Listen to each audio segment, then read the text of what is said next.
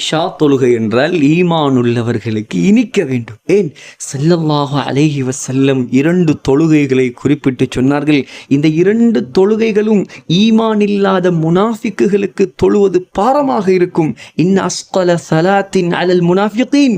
முதலாவது சொன்னார்கள் ஸலாத்துல் இஷா. இஷா தொழுகை விருப்பம் யாருக்கு இல்லையோ அவர் விளங்கிக் கொள்ள வேண்டும், என்னுடைய ஈமானில் குறைபாடு இருக்கிறது. யார் இரண்டாவது சுபகு தொழுகையை சொன்னார்கள். இதுவும் முனாஃபிகீன்களுக்கு சிரமமாக இருக்கும்.